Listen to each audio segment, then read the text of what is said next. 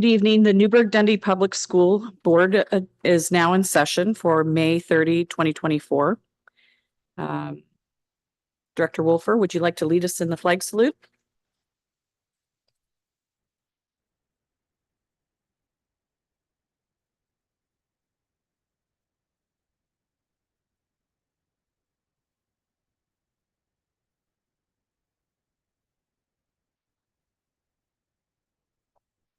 Okay, we are going to recess to executive session for ORS 192-660 2F to consider records exempt by law from public inspection. Representatives of the news media and designated staff shall be allowed to attend the executive session. All other members of the audience are asked to stay here. Representatives of the news media are specifically directed not to report on or otherwise disclose any of the deliberations of anything said about these subjects during the executive session, except to state the general subject of the session as previously announced. No decision may be made in executive session. At the end of the executive session, we will return to open session and welcome the audience back into the room, but they'll already be here. So we will now go into our executive session.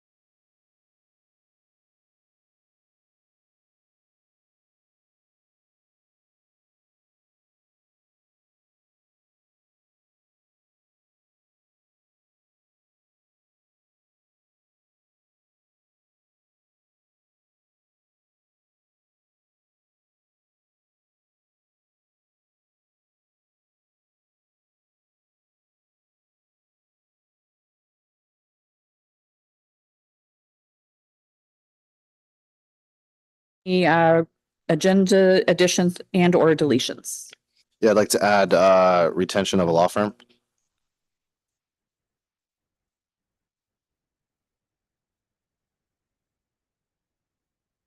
And then an action item for a reduction in force notice To the association. to the NEA.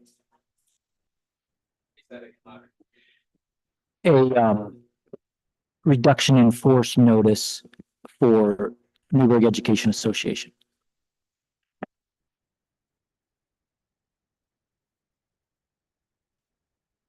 Okay, so under reports, presentations and discussion items, I'd like to invite Drew Gallagher up. He'd like to maybe come up to this microphone here and make sure you turn it on and you speak very loudly and clearly, please.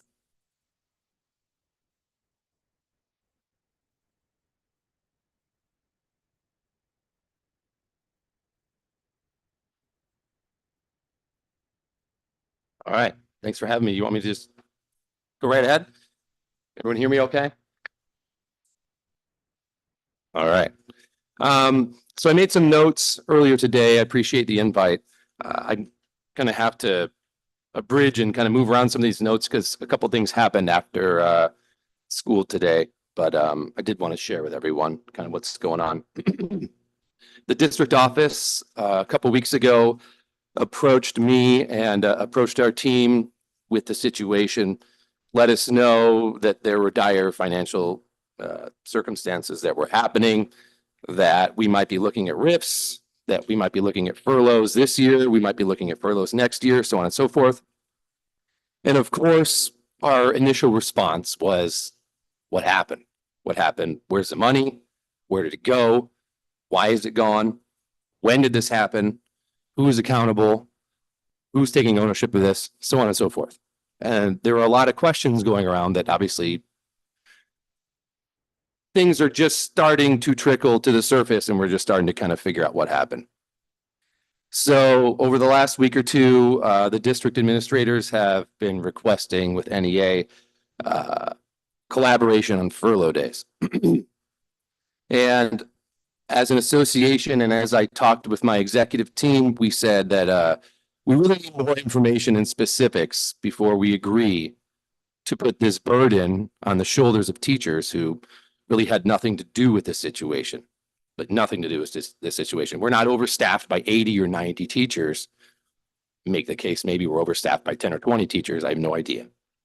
And financially, if you look at the pie chart of finances and financial increases, if you look at what licensed staff received this year, we received the smallest raise of any of the groups. We received a 2.5% raise. Every other group this year received a larger raise than we did. And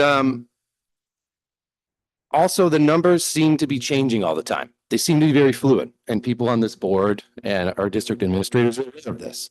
We weren't sure exactly how far we were in the hole. And then for a week, it seemed like we were $3.7 million in the hole. And then 2 nights ago, it just came out that we're not $3.7 million in the hole. We're $1.5 million in the hole. And the money was just kind of magically, for lack of a better term, found. And a lot of this is what our OE representative and my NEA team kind of took a lot of time to figure out when we looked at the revenue reports last week, and we shared that with our membership. And then the budget committee 2 nights ago seemingly echoed a lot of our recommendations, which is there's money here, there's money there, there's money here. But for us, it's tough to trust that we know exactly what our financial situation is right now. And I do want to recognize a fact that furlough days will probably be in our future. It's hard to get around that. It's tough to stomach that as the president of the Teachers Association when it's nothing that we had anything to do with. But we recognize that that is usually an option that's taken. That being said, one of the things that Steve came to me with was, are you all willing to take furlough days this year? And my team was really reluctant to do that. It's a really truncated timeline. It's very difficult to get facts that we need to figure out why this happened, who's responsible for this in 2 or 3 weeks. Because when you take furlough days, it's not just me saying, okay, let's take furlough days. We'll give you 1 day, 2 days, 3 days, whatever. It's essentially opening up our contract. Our contract says we have 190 days. And so if we agree to say, yes, we'll cut a couple of days off our contract, it's actually bargaining.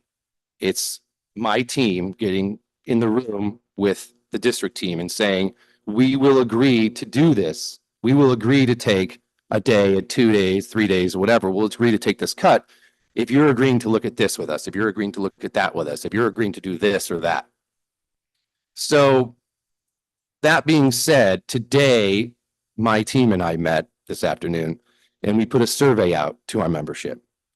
And we want to make sure we get as many voices heard as possible. So we said to our membership, with all this said, knowing what we know, which clearly isn't everything, and with the understanding that if the district agrees to work with us, if the district agrees, Steve, Scott, to sit down with myself and my team and open up the books and say, here's what we're doing to right size the district.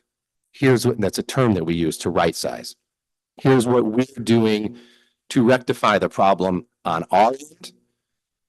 And if they're willing to be collaborative with that, and if our membership agrees to take 2 furlough days, that survey's out there. And we'll see what happens in 24 hours. I told the membership that we need to know ASAP. If you're willing to take 2 furlough days, cut 2 days off the end of the year. And I want to make sure everyone knows when we take a furlough day, that's costing everyone money. It's not costing the district money, it's costing us money. Every time that we take a furlough day costs just a tiny skosh over 0.5%.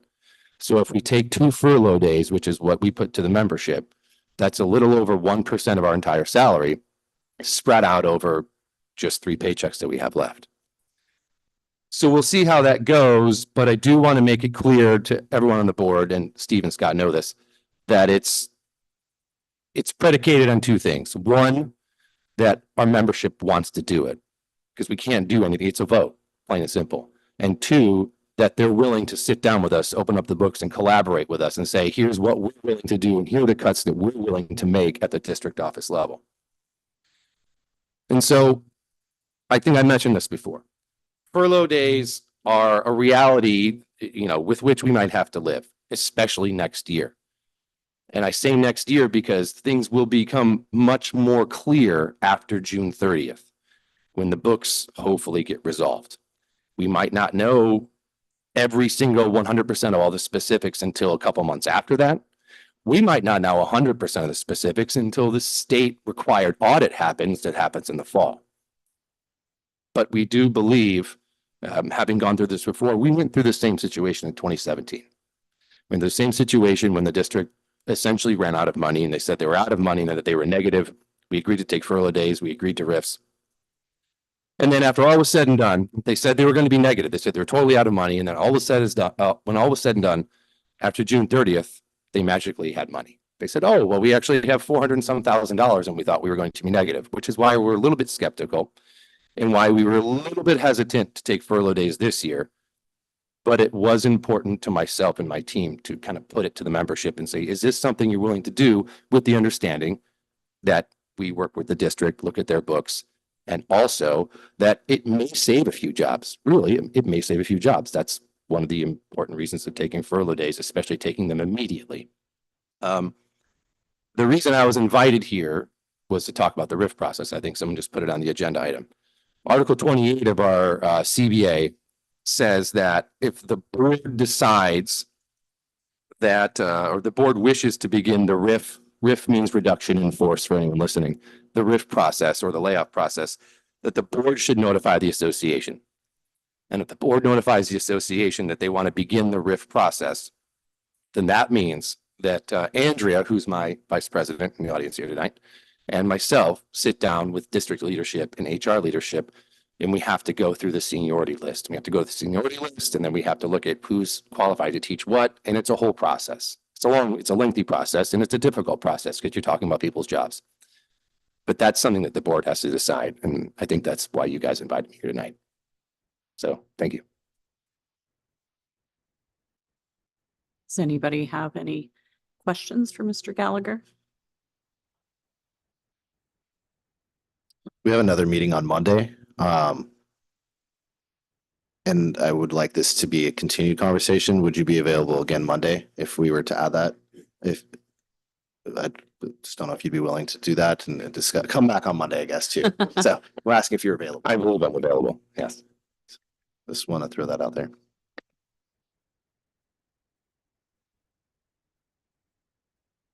I guess what would you, in talking about opening up the district books, to make a decision on that? I guess what are you hoping to see, or what would impact your decision based on what you would find out? Thank you. My team and I talked, and several of us were involved in this process, like I said, in 2017. And it was a handful of days where the president and the vice president at the time sat down with the assistant superintendent, because the superintendent at that point had been let go, and said, it's kind of like I don't know the exact term, a zero sum, starting from zero and saying, what can we absolutely not live without? And you kind of build it up a pyramid there. And then when you get to positions where, especially in a time of financial crisis like this, and you really have to tighten up your belt, when you get to positions where I think that we can live without this position for a year, that's what we're looking for, because that's exactly what we went through in 2017. We thought we were negative. We ended up with $400,000. And then every year since then, up until this year, I think with the exception of maybe 1 year, our ending fund balance went down by a few $100,000. But every year since, and by the end of that 1 year, our ending fund balance was back up to 5%. And then it went to 7. I don't quote me on these numbers. I don't have them in front of me. It went to 7, it went to 9, it went to 11. It just went up and up and up.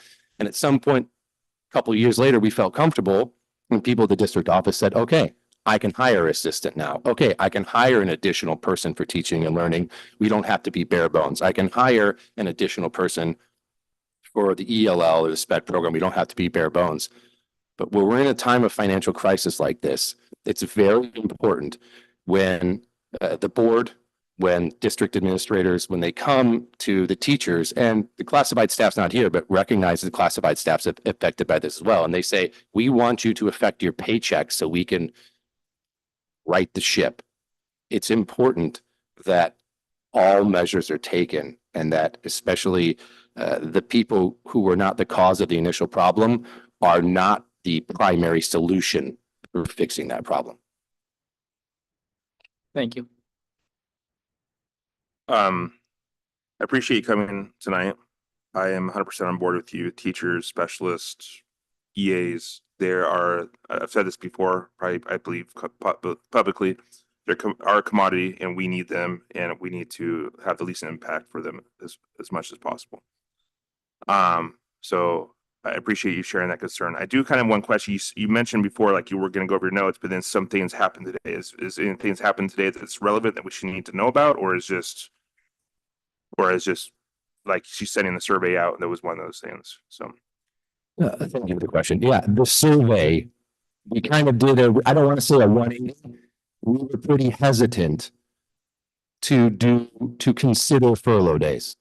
And I expressed that with the superintendent. The vice president expressed that with the superintendent. And then we met today in the afternoon.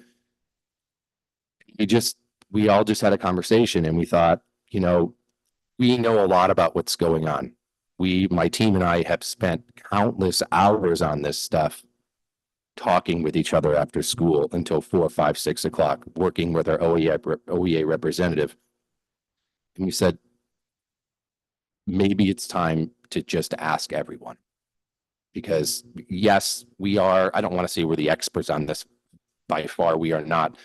We're a little more educated on this than the other 295 teachers in the district. But we thought it was important to kind of lay it out there for them and say, if we are able to do this, if we are able to sit down with the district, if they're willing to cooperate and collaborate with us, if they're willing to open up their books and really look at making meaningful cuts, to district administrative and district office positions, then are you willing to sacrifice part of your paycheck to help the Newburgh-Dundee Public Schools? When do you think you would have a solid answer on from your survey? Like, I know it sucks because time is short, but we're also time is short for the budget too. But I want to give you that time and your union and everyone that time. So do you think you could have that by tomorrow? And then we could, since we have a meeting Monday, I mean, so we have 2 business days, but have a little bit more of an answer by then. When we sent out the survey, we did implore our membership to answer as quickly as possible. And I did say, I'm going to close it on Friday night. Thank you.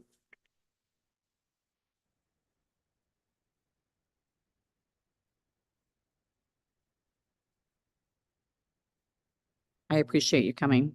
I'm just going to be really candid. I didn't know that the board had a role in the RIF process. So I apologize. I probably should have known that. So bringing it up, I really appreciate it. I think I've been part of the conversations about whether or not there are going to be furloughs from a informational standpoint because I'm part of the leadership. But I guess this question's for Dr. Phillips. So whether or not can we take the time and come back and revisit this on Monday after we've heard what the union's results are of their survey? Of course, I don't know exactly what you mean. If Drew comes to me and says, yeah, my membership has spoken, they still, we're still no furlough, then no furlough. If he says, yeah, and they're willing to do 2 days, then absolutely, we'll sit down and talk about how to right size district wide. Does that mean you don't have any problems opening up the books and sitting down with them to do that? No, we never have. Yeah, we never have had a problem with it. I might be conflating the 2 issues. So if the board has a decision to make regarding whether we approve a RIF tonight versus whether we would approve it, potentially approve it or not approve it Monday, is that kind of? No, they are 2 definitely different issues. Regardless of a 2-day furlough, there will still be RIFs. We still need approval. The board still needs to make the approval to do RIFs. And are those RIFs for this school year or for next school Next. year? Next.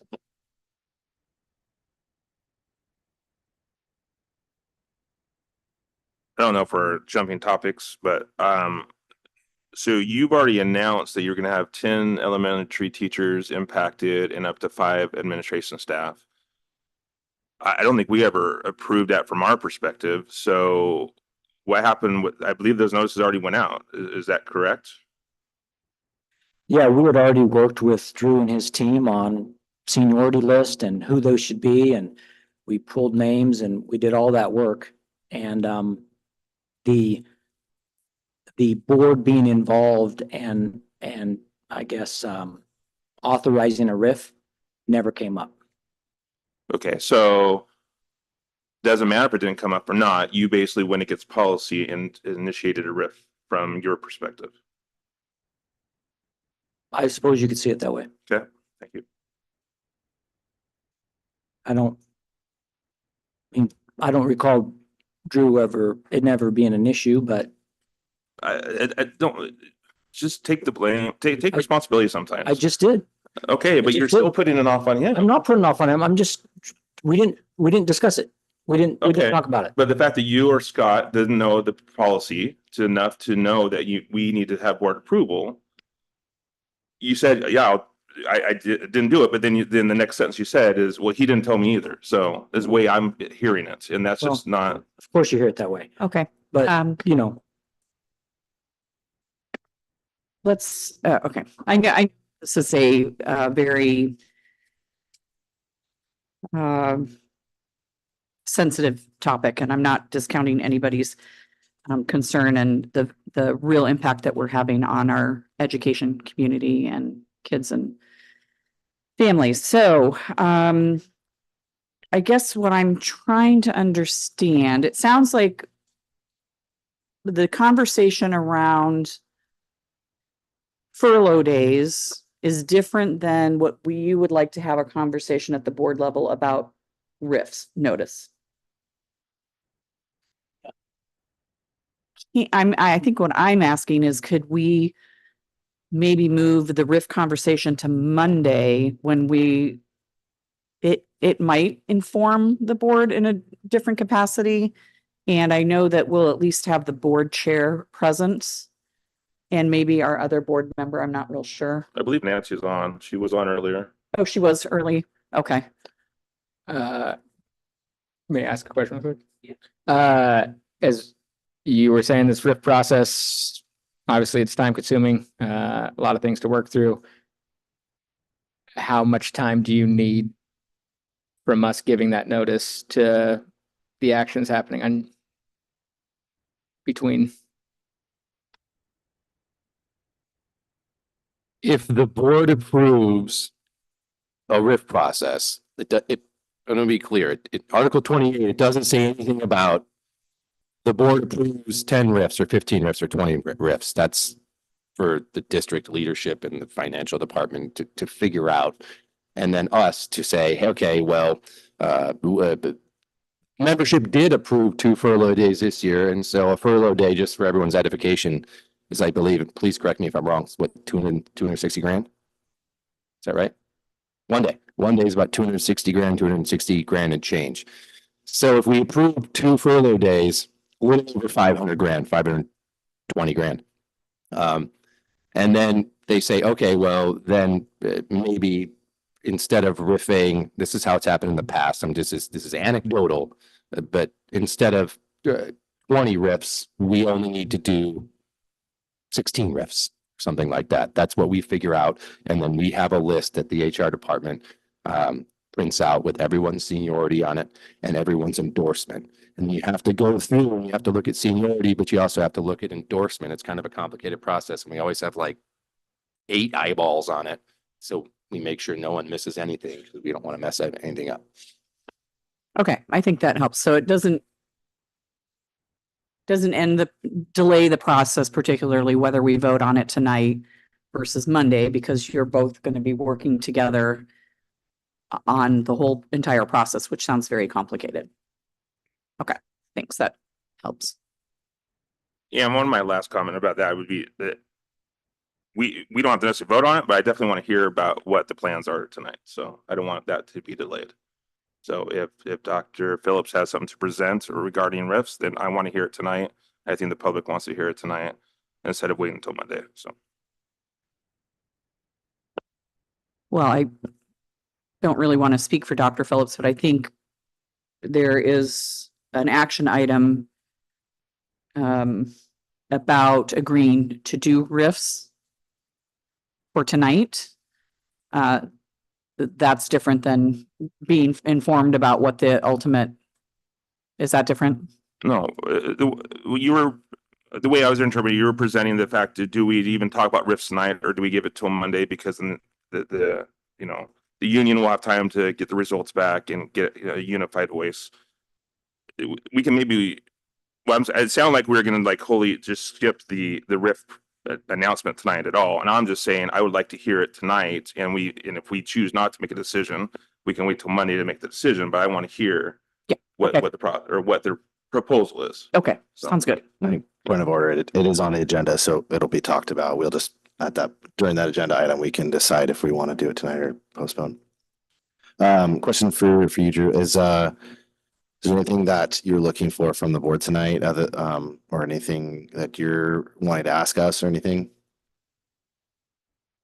Thank you. I don't think there's anything in particular I wanted to ask you. When I was invited here, it's just because I reached out and I said, hey, if we're going to continue this RIF process, the board needs to be involved.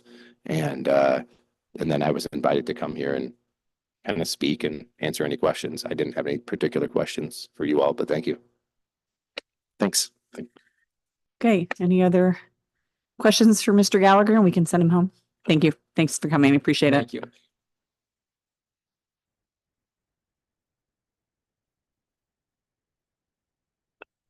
Okay, Dr. Phillips. All right, thanks, Drew. I have a few handouts for the board. I guess before I hand it out. Oh, sorry. Before I hand it out, I would say that this is our best, kind of best guess as of right now on what, as we've worked with, all of the principals in the district and directors, best guess on what we can do and some of the, I guess some of the fallout of doing these things.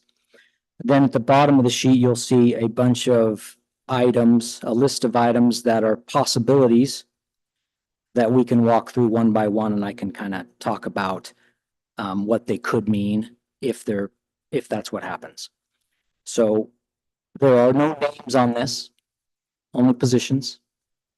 There are no dollar amounts on this because frankly, we don't know yet. We know ballpark, but I didn't want to put ballpark on here because guaranteed ballpark's going to be wrong. I think if the majority of this happened, I think we would be about 90% of the way there to the cuts that Jackie Olson mentioned we needed to make on Tuesday night. If you remember, she mentioned that we needed to go from a budget of 68 million to a budget of 54 million. And so this, if all of this happened, I believe we would be really close to capturing about 90% of that cut, if that makes sense. So I have one, yes. And real quick, will this be for the 1.5 for this year and for next year? Or is this just for? This is just for 24, 25. Okay, thank you.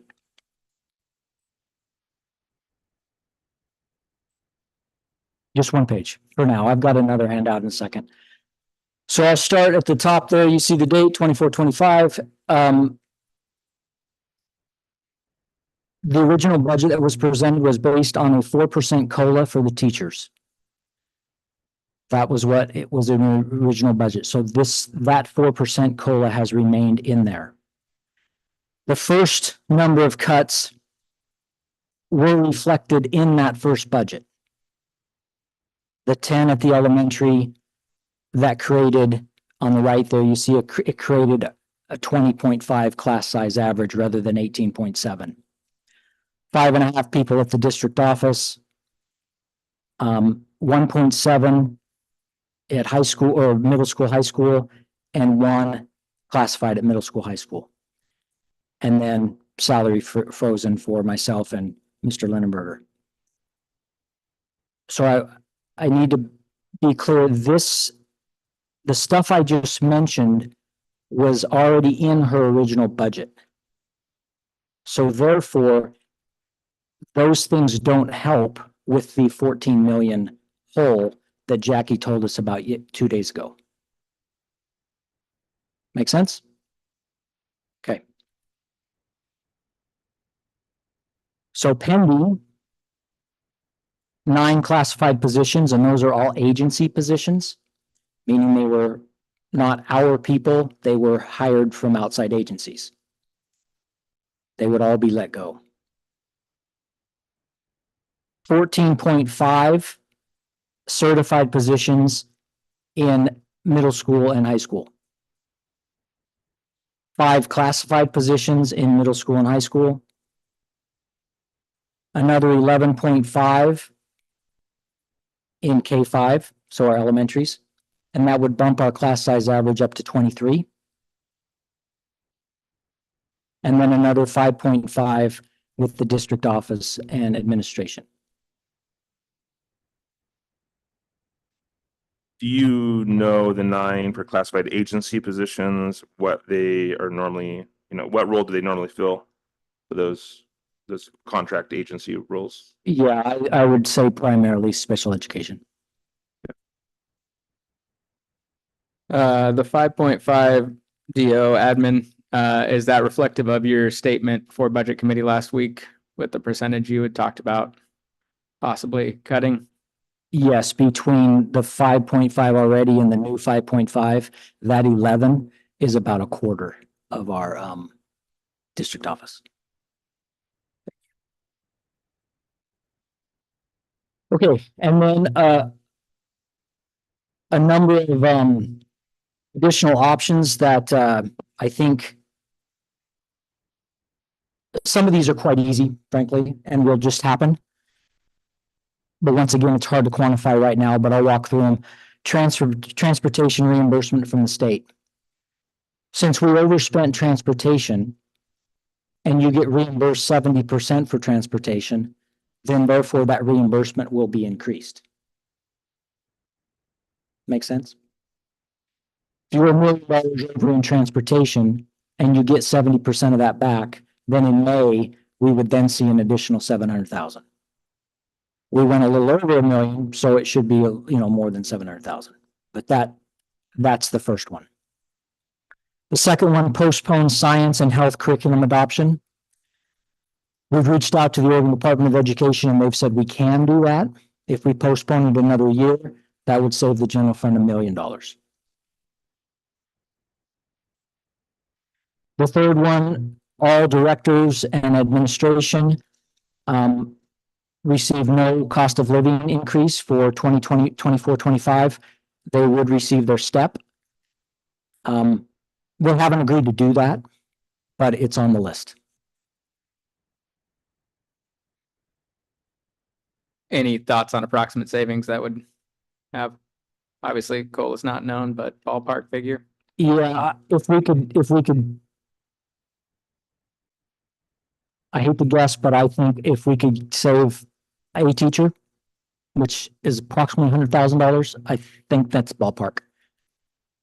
Thank you.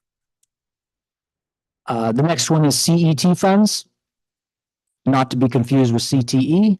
CET is construction excise tax. The budget committee talked about that a bit. It's tied to the long range plan. One of the things you can do with CET money is purchase land. So if we were able to take some of our CET money and purchase the new Dundee Elementary property, we couldn't purchase it all, but if we could purchase some of it, then when we sell old Dundee, we don't need all the money to buy new Dundee, and therefore the rest could go into the general fund. That's a little confusing, but Jeremy, okay. So, Approximation on that, I mean, pretty much every line we're gonna ask for approximation. yeah, I think ballpark 2 million. Next is close an elementary campus. And I do plan on talking when I'm done, having other handouts, and I'll talk more about that. Closing an elementary campus. 5% unappropriated ending fund balance, board approval needed. That has been also talked about in the budget meetings. That is actually on the agenda for June 3rd, Monday, for board approval. And Jeremy, I think that's approximately 2.8 million. I think it's I have it actually here somewhere. I think yeah, that's fine. Okay. So, Sports savings. I don't know. That's an option that's came up as we've talked to leaders across the principals and leaders across the district of, is there any savings that we could save through sports? So that could be minor, but it was something that has been brought to my attention, so I felt like it should be on the list because it's an idea. 4-day school week.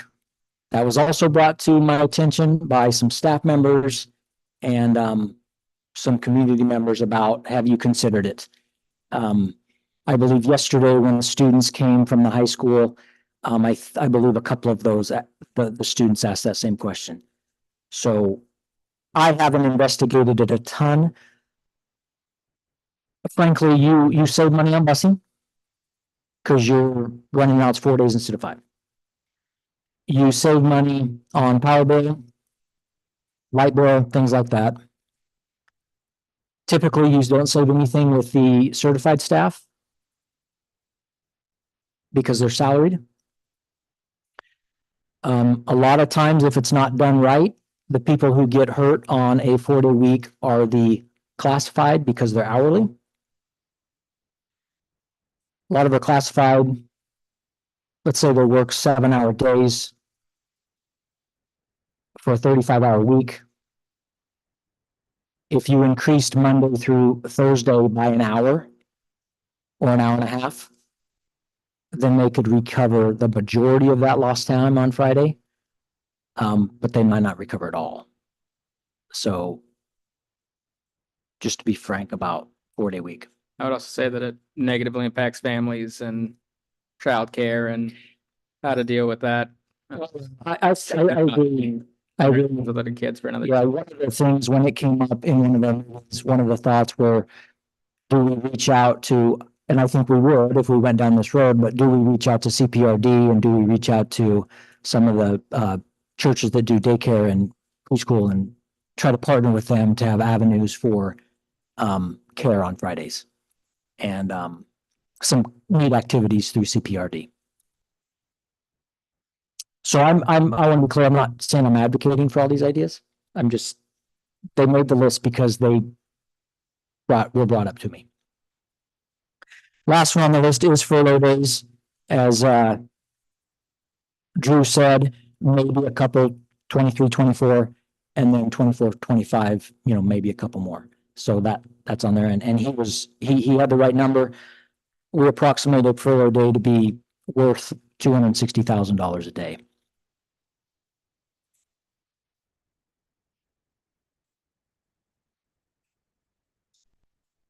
Yeah, that's true. We Drew kind of alluded to this about, the other union, they're not here, but they have a voice in this too. You have to have both unions on board to do furlough days.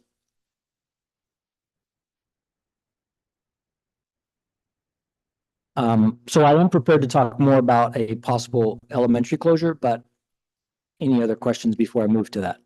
I have a question. It's recently come to my attention that the district owns some land out on Wilsonville Road. Is that a potential revenue source? Has anybody thought of, To actually sell? I imagine it could be. My understanding, the district owns 2 pieces of land. One is a bigger piece was reserved for a high school. And then there's a smaller piece that was reserved for a elementary school. And yeah, they're both off of Wilsonville Road. I can't remember the gentleman's name who rents the bigger piece, but there's a big barn there that school owns, and yeah, definitely 2 pieces of land. On that, Deb, one, I think we'd have to check to see if we own them, but does it mean there were donation and there are clauses in those to donate? 2, I already checked with the tax assessor and it's about 1.6 for both properties. The tax worth lease, so. I think that that's a better route in thinking than closing an elementary school, just throwing that out there now. If we're saving a space for an extra one when we're going down children, and I hate this idea in general of that, so I would be interested in finding out exactly what that difference could be if we could get sold off that property. Would you like me to look into selling off both or one of them or what? I guess it'll be interesting to hear this next part to understand what kind of savings you're thinking. Okay. I mean, maybe at least look into one or both or what that could be, because the Director Allen said that could be a much better option. It'd be nice to know what our options are. Mhm. So if you don't mind looking into that. Sure.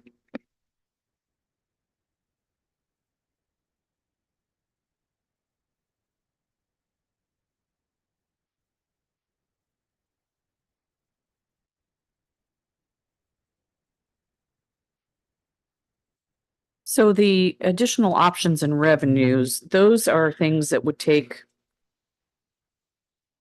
for some of them, a little bit of thought and process and community engagement, certainly. So these would not be things that would, some of them, maybe like the postponement of the science and health curriculum, maybe that's a little something, but I think a number of things, and I just want to be cautious that we're not saying these things are happening, that these are just things that we're considering.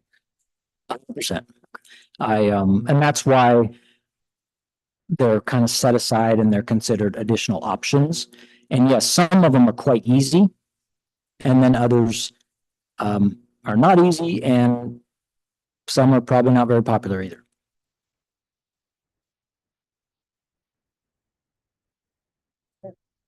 Okay. So I will send this around and this as well. There one more question. Why are this being passed around? Even though we're already going to be short, right? Are we? We're still going to get our projections. We're still going to get 68 million from the state. Is that correct? Well, I understand what Jackie told us was we need to plan on budgeting for 54 million. So that's okay. That's okay.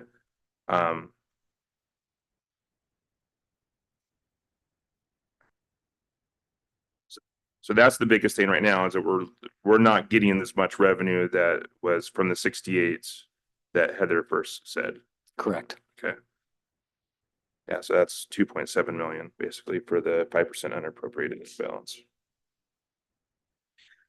Okay, so what I've handed out is if we look at the spreadsheet first, I took the elementary enrollment of our 6 elementaries over the past 6 years. So if we start with Crater, in 1819, they had 447 kids. Then you can see 409, 330, that's the COVID year, 350, 337, now they're at 310. That's a 5-year loss of 137 kids, which is a 30.6% loss. So in 5 years, they've lost 30.6% of their student body. Okay. If you look at Dundee, they've lost in that many years, they've lost 45 kids, which is 17.4%. They're trending though pretty good. You know, COVID year, they were down to 177, and then every year since then, they've climbed a little bit. And you can't guarantee it, but with a new building, a lot of times enrollment increases with a new building and people moving in. Edwards, same, every building we have, every elementary we have has lost kids. Edwards, 113 kids, 20%. Ewing Young, 31 kids, 17%. Joanne Austin, 115 kids at 38%. And Mabel Rush, 59 kids at 13%.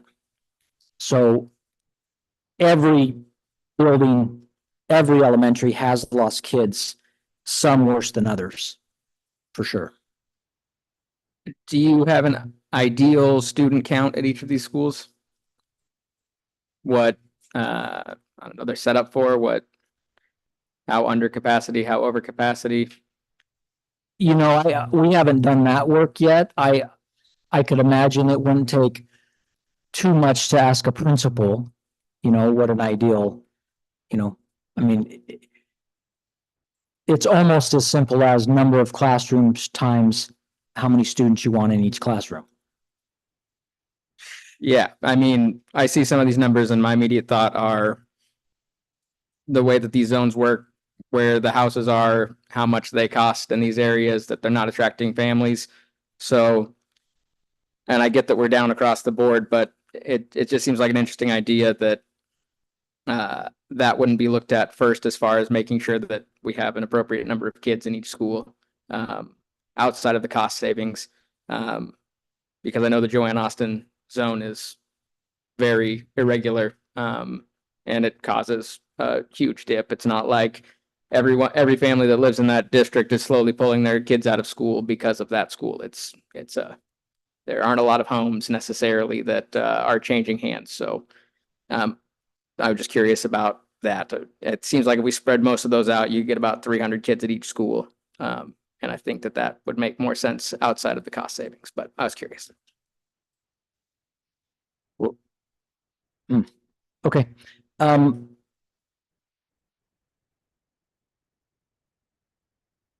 So if you, so I also passed out a map. And so if you look at the map and the colors didn't print off real well. But the far left, all of the yellow, that's Ewing Young. And it doesn't go all the way out to where the Ewing Young school is, but those are the borders. The next it looks like a white, and that's Crater boundary. The next, which is the blue that starts way at the top and it goes all the way down, that's JA.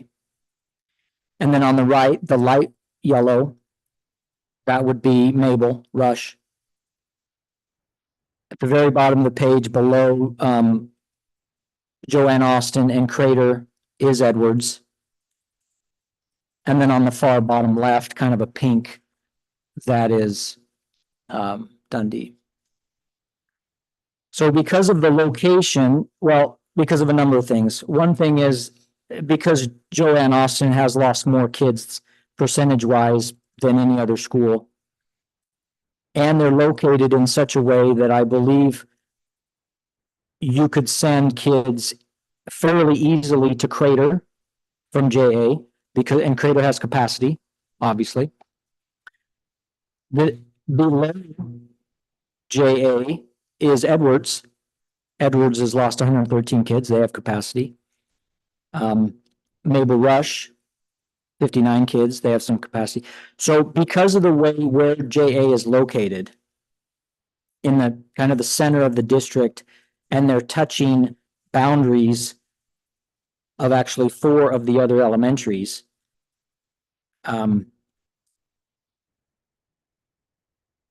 I think redistricting JA into the other schools, the other 3,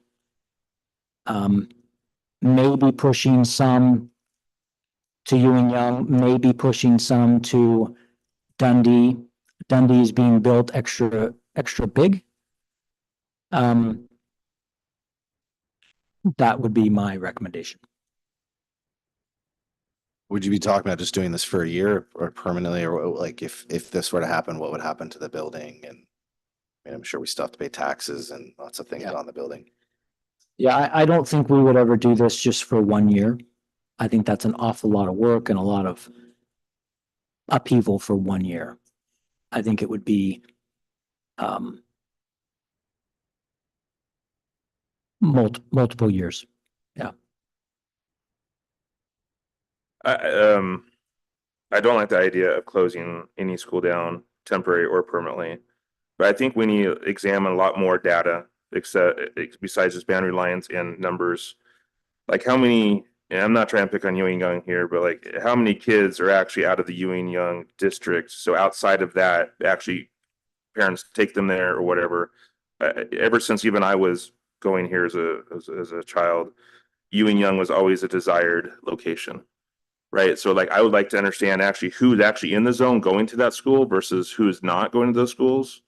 I also have concerns with JA. That's a Title I school. What happens if we close it down? I think we're gonna lose Title I funds. I don't think you can easily just distribute them out and like, oh, hey, we get half a Title I here, half a Title I there. There's some benefits to keeping JA the way it is and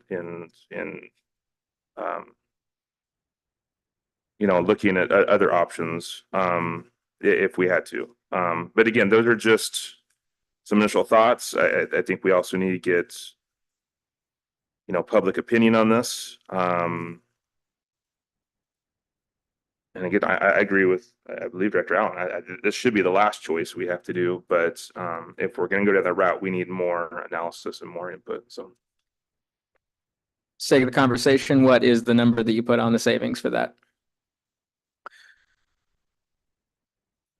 We've estimated conservatively, I think we could save $2 million a year.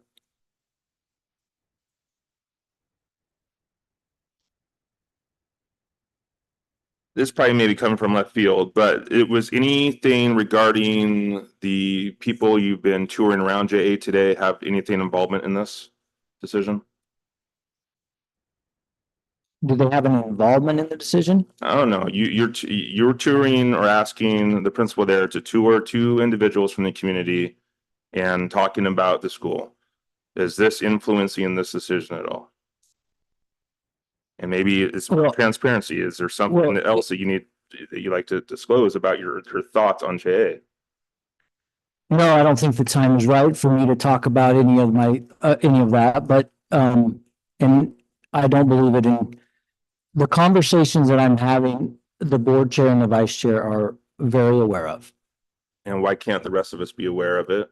I mean, if you're talking about cutting schools and doing this, we should all be aware of this and not just board leadership. I would argue on that same line. I've had a shocking amount of conversations with people asking me about, I've heard that this school is closing. I've heard that this school is closing. What can you tell me about this school? And if it's a tight lip kind of thing, that's fine. But I would like it to be that way when it seems like there are way too many people in the know. And to have no, telling people like, no, I haven't heard anything about that.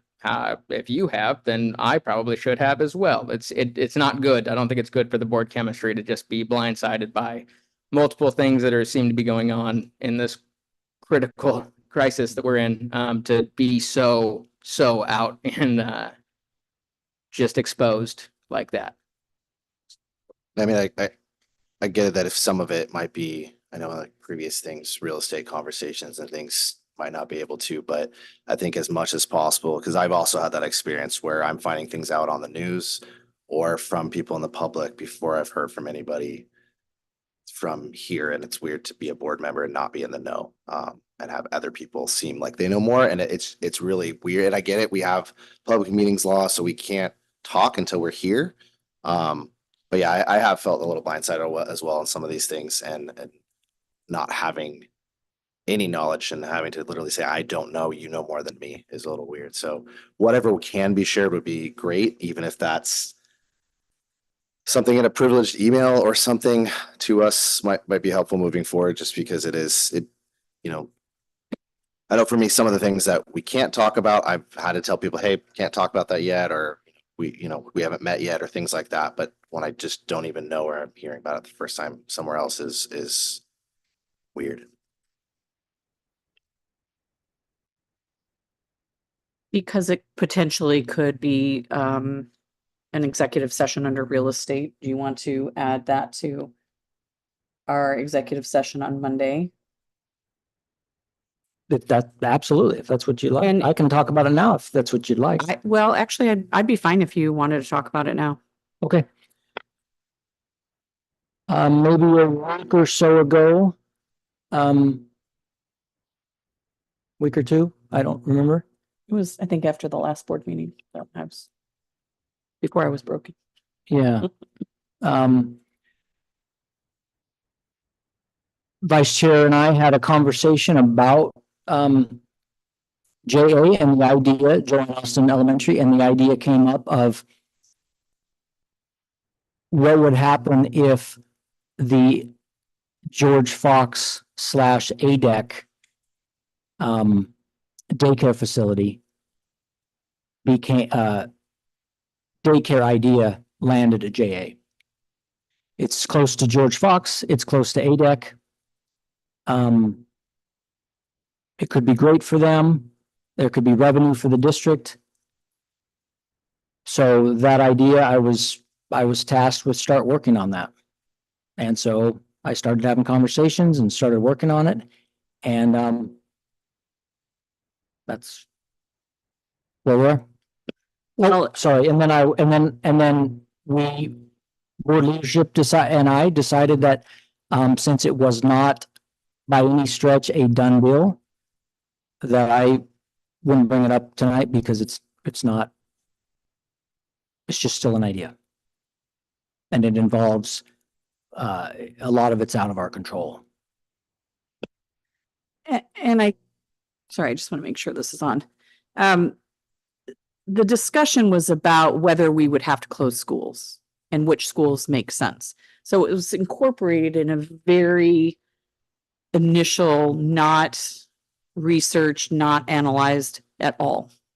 But if we had that school, or it could be another school, would that be of interest as a way of creating revenue at a time when we, if we can't afford the school?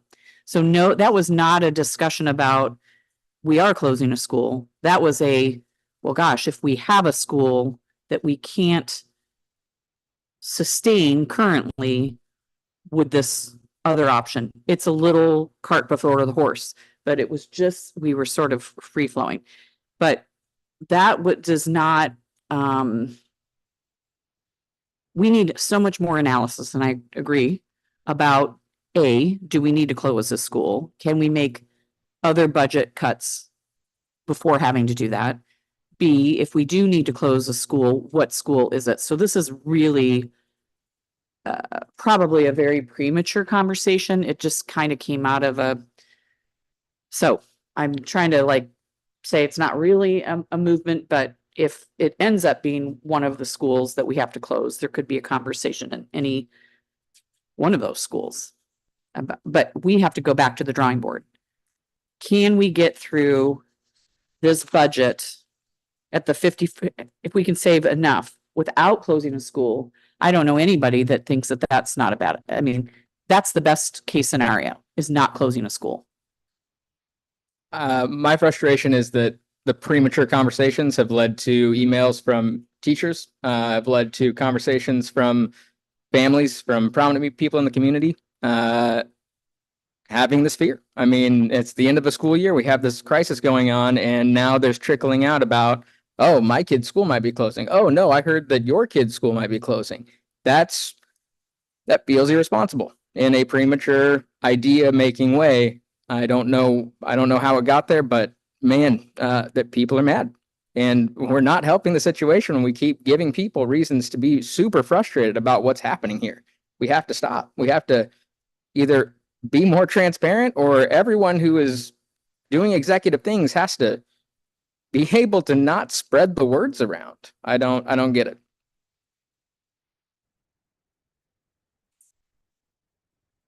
I think to be, and only being in this community for 2 years, I just take it for what I'm told. What I'm told is that anytime there's a budget cut, a severe budget cut, Young gets awfully nervous. And so the idea that small elementaries are going to get cut and combined with Dundee or this or that, that's not unique. And it definitely isn't unique to Newburgh. So I don't know how you can stifle the rumor mill. I wish we could. But, and then another thought is, when you have an idea, and I think the idea that came up between Deb, Nancy, and I of looking into this, there's going to be a lot of ideas, and there's going to be a lot of bad ones and a lot of good ones, and we have to look into them. And if we're looking into them, it doesn't mean we're doing it. It means we're looking into it. And so we can't, I don't know if it's appropriate to every time someone's got an idea and every time you start looking at it, that everybody needs to know. That seems a little bit redundant. And I agree with that. But what you gave us tonight, very nice. This is very helpful. This could have been presented at the last budget meeting when we had some of these ideas come up, when we were floating out these ideas in front of a larger group of people who were trying to help make these financial decisions.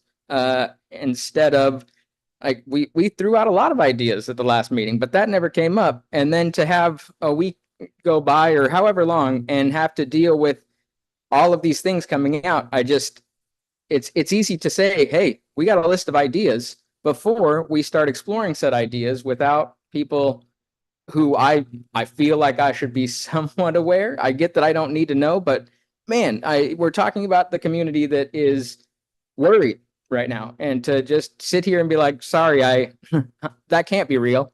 Oh, no, it is happening possibly. And so now I'm kind of lying to you. Like, I don't know. It feels very problematic that we can say certain ideas at certain times, but then floating ideas that I think could give the public more input, more time to say something rather than let it build up because of the lack of transparency in these matters.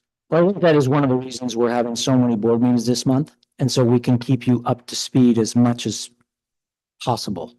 As you know, tonight, another one on Monday, we're having them a lot and things will change. These numbers will change. And I would just like to remind everyone that the chair of the budget committee at the very first budget meeting asked, when are we going to start talking about closing schools? So that started from day one. And I know that I have had concerned, people reaching out to me, are we closing schools? I mean, that started the very first conversation of the budget committee when we didn't really understand the magnitude of our budget deficit. So I think that also began this concern in the community, along with of course, we're going to start, looking at Ewing Young, but I don't disagree with you about the concerns of it being discussed at the administration level, at the elementary schools. Just Maybe something that could help, and I get a lot of this is moving way faster than we're meeting, and I think that's the hard part is, yeah, we have a meeting tonight and we have one Monday, so that's 2 business days, really one between, but since our last actual board meeting was Monday when the bomb got dropped on us, it's been a lot of business days and a lot of stuff's moved really fast. Maybe something that could help was things like this, like talks about the elementary schools where more people are involved and there's more likely to be a leak, maybe letting us know. And in those emails, maybe saying, hey, don't talk about this. But, because I know at least if we're aware, we could then tell, the constituents that are reaching out, like, yes, all things are being considered right now, but at least we're not looking. It was a little bit pie on my face is how it felt when I'm hearing about things, like I said, from the news or from other constituents. So it'd be nice if I could at least say, yep, board leadership and and administration is looking into all options. I know this is an option they're looking into, and I at least had something to tell them besides I don't know. And I think that might be helpful for this in the future. Obviously, we can't fix what happened over the next week, but if we have another long stretch after Monday before the next meeting, any major developments that may happen, it might be helpful if we're made aware. Well, I appreciate that. And my intent was never to blindside anybody. I tried to make this list on here as extensive as possible.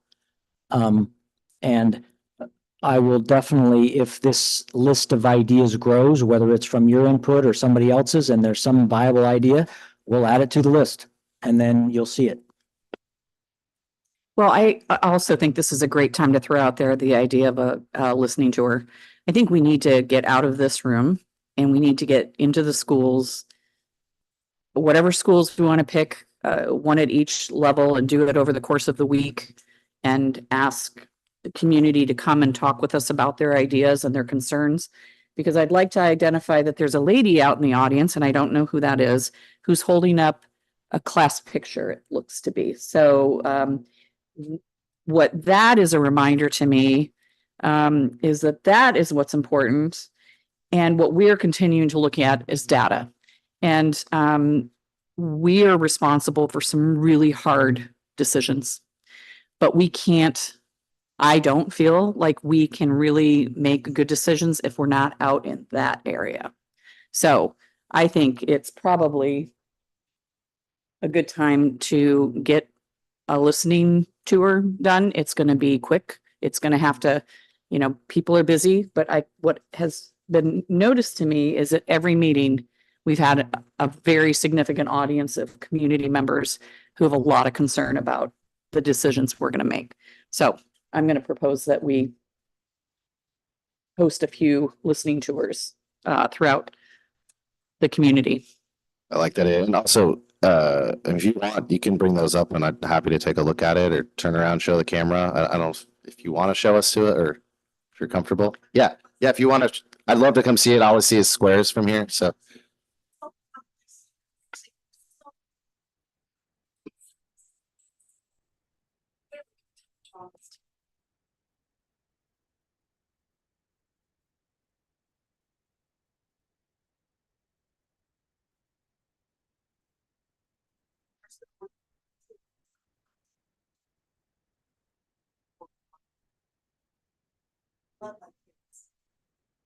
I would be devastated.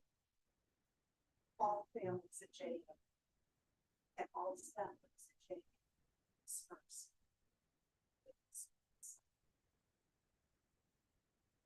If our home too closely respected us about balance, work full time. And it's how it's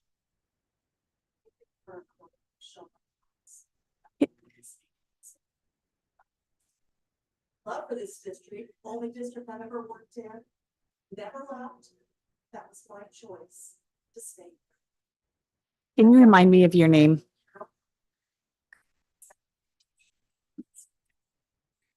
Yeah, thank you. That's the art.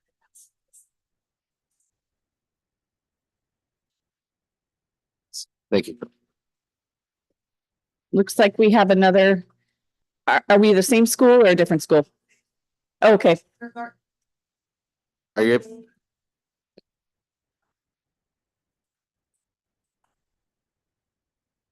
oh, thank you. Say that like have children make transitions.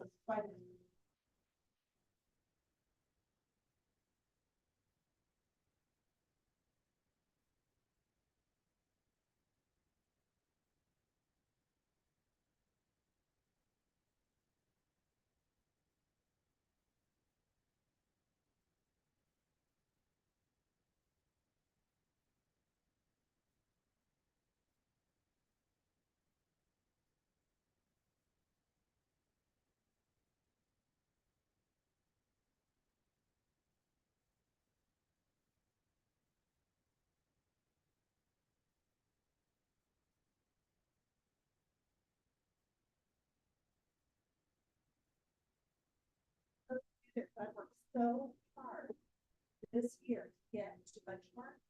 And if you put in a different school, I can guarantee those scores are gonna be.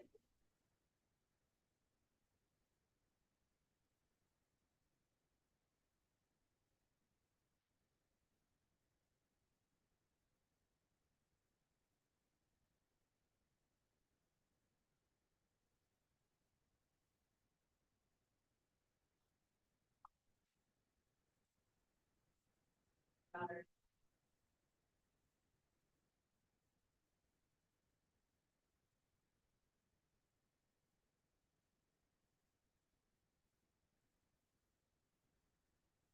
Thank you for coming.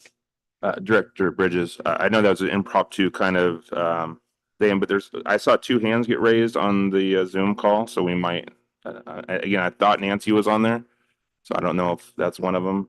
yeah, for those listening, we just had some people from the audience. We're talking, the parents and teachers from Joanne Austin. We're just sharing some stories and photos.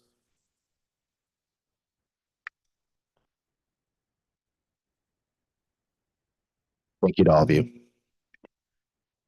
Okay, so obviously this is an incredibly challenging time for everybody. And I think this is information to consider, but we have a lot more that we need to digest. So I don't think that we have any capacity to make any decisions tonight. And I don't think that this was the goal, was to have any decisions made tonight. But I will work with district leadership to schedule listening tours and make sure that we've got some depth into those, and hopefully to the extent that board members can attend, we'll do our best for everybody to be there. Okay. Thank you for getting all this information. So we have all the options. Thank you, Dr. Phillips.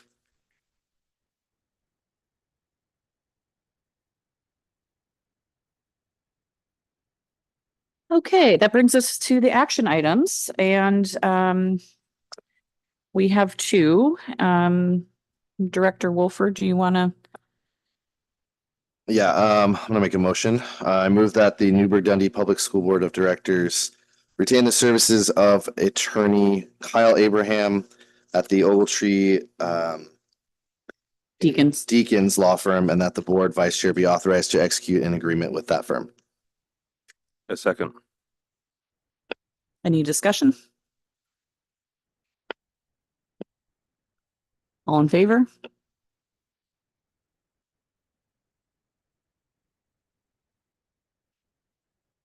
And then, Mr. Lunenberger or Dr. Phillips, did you have something you want me to? So earlier in this meeting, there was discussion around policy. It actually isn't a policy. It is out of the licensed CBA under Article 28. And I believe board chair and vice chair, I shared that article with you earlier in the week when the president brought this to our attention. And really what it comes down to in the language, it says when the board determines that a layoff is necessary, it shall notify the association. And due to a lack of funding constraints, we're just saying that we want an action item just informing the association due to the finances that we're looking at the RIFs option. So again, nowhere in the language does it say we're going to do any specific number. It's just letting them know. And that's what the action item needs to be.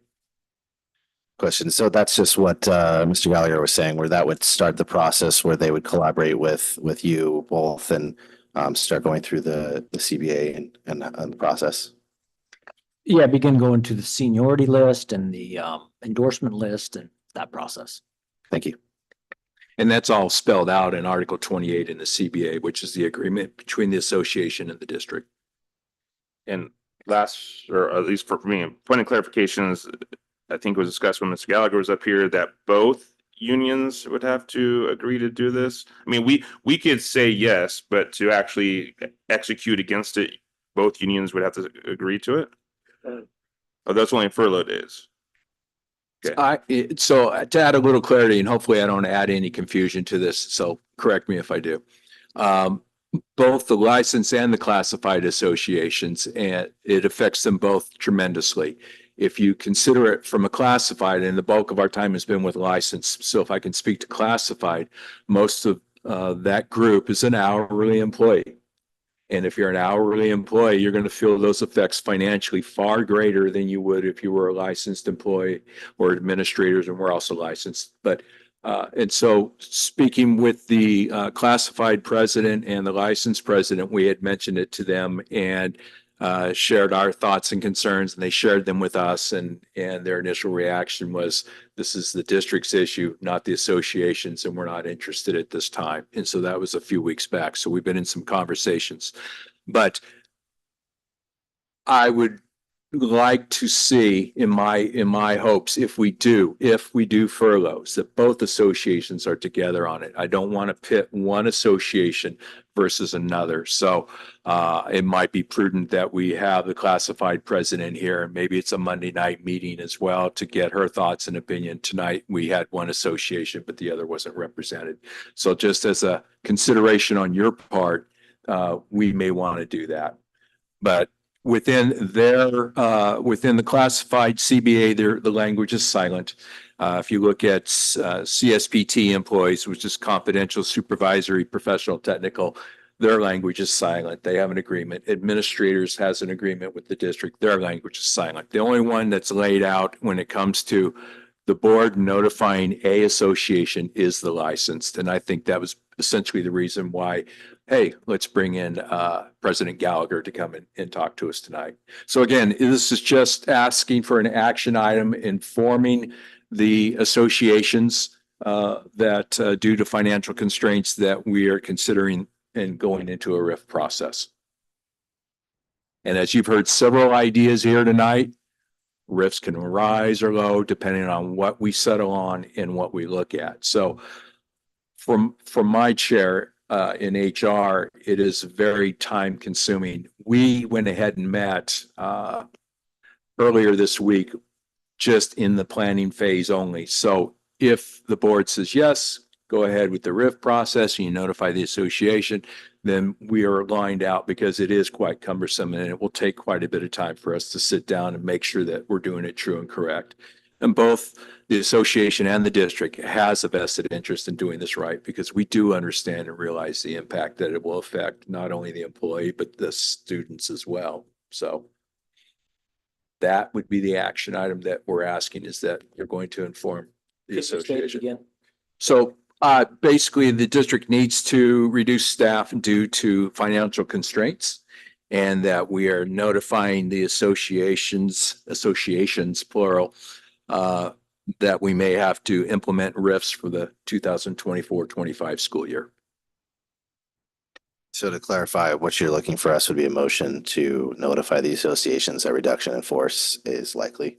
Due to financial constraints. Thank you. That's it.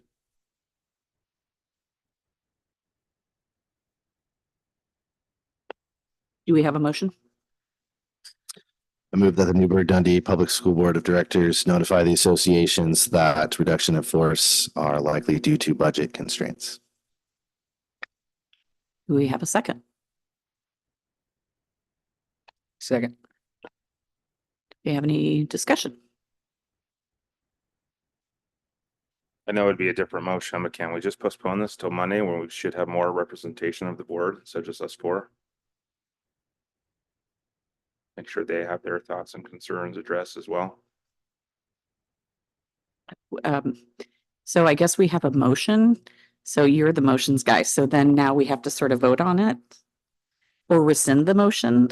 Well, that's the discussion and then we could rescind it I and believe you have to rescind it and then we'd have to make a secondary motion to postpone it to next. as part of the discussion, I think we talked about earlier, Dr. Phillips and Mr. Lindenberg, that basically a business day or two is not going to make that much of a difference. Is that correct? Okay, so it's not. All right, then I move to rescind my motion. Do we have a second? Second. Any discussion?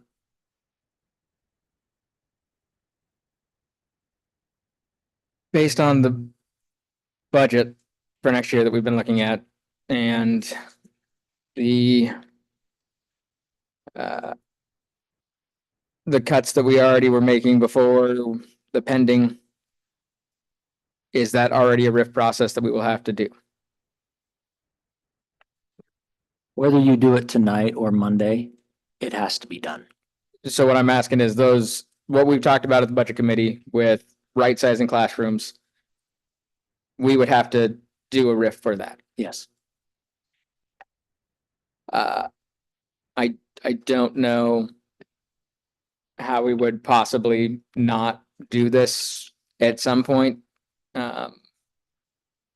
I agree. I just don't, Yeah, no, I understand. I would just like to have the other two board members here, but just to have their questions answered or any other thoughts, raise their hand. Or at do least yay give- or nay. At least give them the opportunity to be. Yeah. Exactly. I just wanted to make sure that what we've already talked about was that process regardless. Yep. Okay, I'm not proud of it, but I'm kind of lost. So we have a motion on the table But we to rescind rescind the motion. the initial emotion presented by Director Wolfer. We've had discussion, so now I call for the vote. I don't think To you have to rescind- vote for rescission, do you? This is where I need my manual, which I don't have on me. Just to make it fair, sure. We're just rescinding it. Or table it till Monday. There's How about things about instead- tabling. Can't Was- table it, gotta postpone it. That's the only. Oh, thing I sorry, need to postpone. know. How about instead of rescind, I move to rescind my initial motion until Monday's meeting. Second. He'd ask this question. Any discussion? Okay, call for the vote. All in favor? Okay, looks like I don't know what we just said. I think we just moved this to We Monday. just moved it to the agenda on Monday. Also on that, can we just make sure we have a formal invitation to both associations to be here on Monday if they want to discuss, just like Mr. Gallagher did. Just let them know that they have a time and space to do so. I know we don't really have a comment section here, but I do have to say that, I know this is hard, tough times. I know people are asking where they're at. we want the whole list of things. Like, what's my order or my seniority? I believe some communication has gone back to some types of employees that they will not be impacted. And I think that is the wrong message. I think almost anybody at this point or any group of workers will be impacted at this point until further notice. And I just want to make sure that communication is clear and is also, unless I'm wrong about the fact that there are certain groups that will not be impacted, but it's hard to hear from different people in different groups that some, oh yeah, they're gonna be impacted, but we're not. And I just think that's unfair at this point. So I guess I'm asking Dr. Phillips or Mr. Lenenberger if it's just come maybe help try to not convey that message. I'm not sure exactly where it's coming from. I just know I've seen and heard people talk about this. It's just concerning. So to respond back to you, essentially, dealing with the two associations, which is our largest group of employees, what have I instructed staff in my office that handles one association or another? Let's say, for example, there's a list of 300 employees that are under one association. What I'm telling them to do is just to respond back and let them know what the individual ranking is and leave it at that. Because again, because we're in such flux, whether I'm in a budget meeting or I'm in a board meeting, and folks can hear tonight that we're still in flux, I think the best answer is to give them something. Your ranking is 125 out of 300. And we will let you know as soon as we can as far as when we're learning and moving forward. I'm fine with that. Yes, I just wanted to let you know Yeah. that's what we're doing. Well, That's all. And I don't want any backlash on anybody that's underneath you, Scott, but you might want to look into that because there's been Absolutely. some communication I've heard and from very reliable sources. So Is it, we'll improve on it. Okay, thank you. is it possible that you two could meet separately and have that conversation about what Jeremy's concerns are outside of the board meeting? Because I'm in that, I'm just making sure Yeah. that we're consistent on the communication and no one is say they have the, a free pass when at this moment, we don't know who's going to have the free pass. If there is no free pass at this point, right? So Agreed. okay. Tabitha, did you get all those things and motions? Okay. Any clarifications, you know where to find me. All right. So we do have a number of meetings coming up in the future. Monday, we have June 3rd. We have a special work session with executive session. On the 10th, we have budget committee meeting. And on June 11th, we have our regular session board meeting with executive session before that. Anything for the good of the order before we close? I know we have some very narrow focuses, but I just also wanted to maybe on the next one on Monday or so. The news came out that there was a bunch of valedictorians. So some good news would be awesome in the light of all this. So maybe Well, on Monday we go through We that should just list. announce it now because I don't have the list with me. Yeah, there was a great list that the school put out of the valedictorians, so thank you for bringing that up. That is, go back to the pictures, that's what we have been really struggling with this year to focus on is, the education of our amazing kids. So thank you to everyone for being here and everybody in the audience and everybody on Zoom, and we're adjourned.